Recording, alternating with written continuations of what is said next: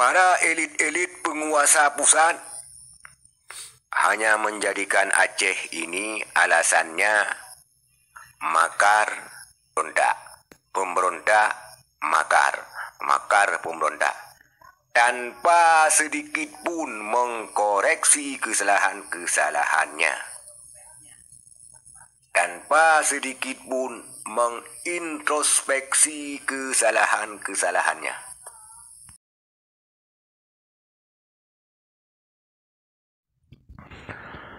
Assalamualaikum warahmatullahi wabarakatuh.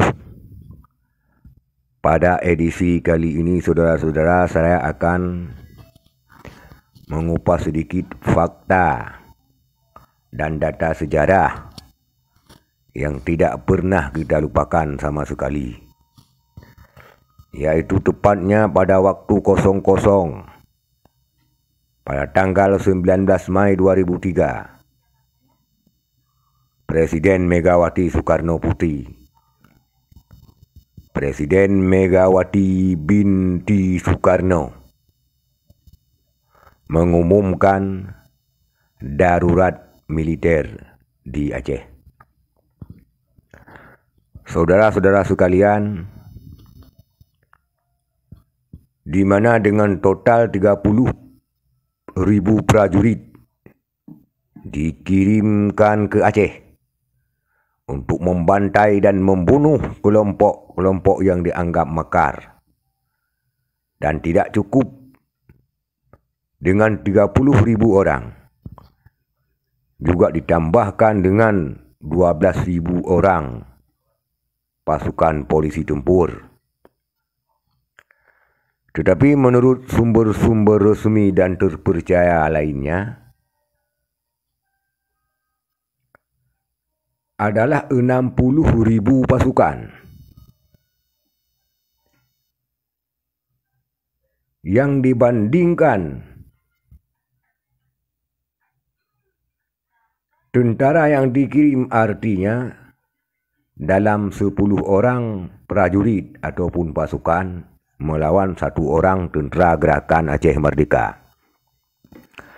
Saudara-saudara sekalian, ternyata dampaknya yang paling parah bukan pada agam, melainkan pada rakyat sipil, perempuan dan anak-anak. Ribuan nyawa tidak dihargai, perempuan diperkosa dan dilecehkan, dan harta-harta rakyat dikuras dikarenakan banyaknya prajurit yang bergentayangan yang telah diberikan payung hukum yang luas oleh Megawati binti Soekarno melalui payung hukum pemberlakuan darurat militer. Dan sejarah kelam masa Dom diulang kembali pada masa darurat militer di atas perintah Megawati binti Soekarno. Saudara-saudara sekalian, sehingga ribuan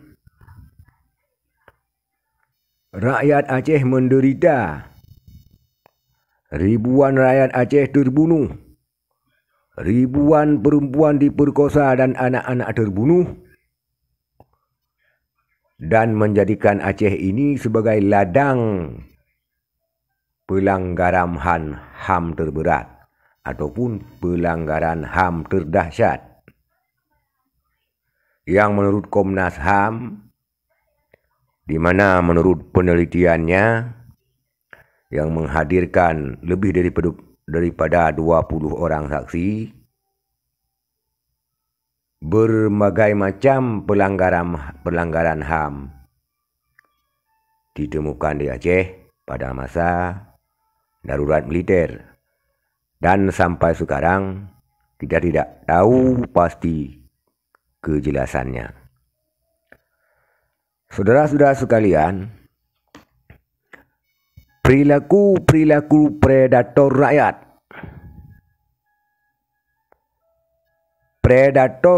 Aceh yang telah dilakukan Presiden Soeharto dan Megawati itulah yang telah menggores sejarah kelam dan hitam di tengah rakyat Aceh. Saudara-saudara sekalian,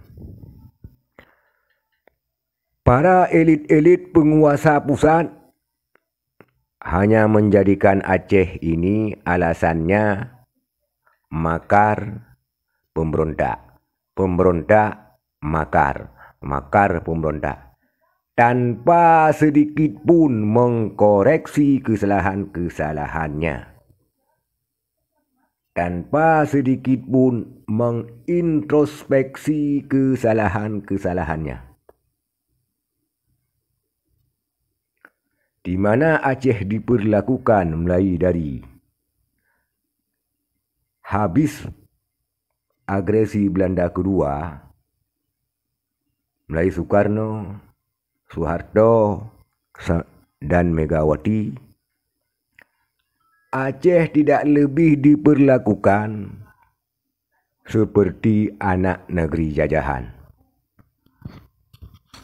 Semua hasil Aceh dikuras, tidak terkecuali apapun, demi kemakmurannya. Kota Jakarta dulu hanya kota hitam putih. Bak film hitam putih, bukan film warna. Tetapi kota Jakarta tersebut menjadi kota yang besar dan megah semenjak Arun LNG diambil hasilnya. Fakta sejarah tidak bisa dipungkiri.